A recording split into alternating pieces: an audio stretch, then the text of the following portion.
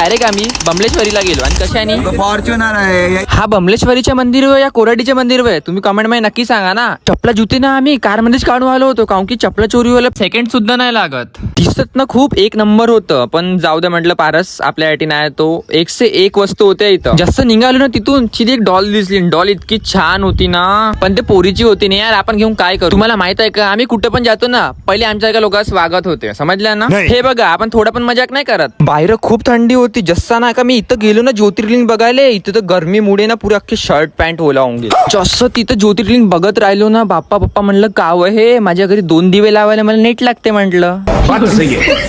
हो ना. आणि इथं म्हणलं 4-5 हजार दिवे. देवी म्हणले इतकं कशाला? म्हणते आपली परंपरा आहे म्हणते बाळा. बघायला जितकं छान वाटते ना त्याच्या डबल इथं घाम निघते. पारस म्हटलं अजून 1 मिनिट थांबशील ना अख्खी आंघोळच होऊन जाईल. आमची आंघोळ व्हायच्या पहिले ना आम्ही तिघांना तिथून फटाकसे निघालो. जसं बाहेर येऊन बघतो ना डायरेक्ट जादुई झाड पाण्यात टाकल्या बरोबर डायरेक्ट हिरवागार. अरे बापरे.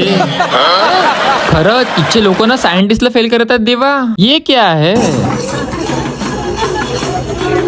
तिथे भजन कीर्तन चालू होते. आमची पब्लिक ना की भजन कीर्तन का अट्रॅक्ट झाली. आम्ही चुपचाप बाहेर निघालो. आम्ही म्हटलं 2 मिनिटं येतो, फक्त 2 मिनिटात. फटाकसे निपटून डायरेक्ट गाडी पाशी आलो, पाणी प्यायले. राहू दे म्हटलं बा, म्हटलं बहुत घुमून झाला. रातचे 2 वाजून गेले होते. जाऊ दे म्हटलं आता सीधा आपण ना घरी निघू म्हटलं. मेला वेळेला बहुत घुमून झालं. तर मग टाटा. आणि तुम्हाला पण टाटा. तर मग भावांनो ब्लॉग आवडला असेल ना थोडा पण, तर एक फॉलो करून टाका. शेगावची एंट्री गेट लय भारी दिसते ना, मग फॉलो करून टाका फटाकसे. मजा आया और मैं ये जो मजा है हिंदुस्तान के हर व्यक्ति को देना चाहता हूँ.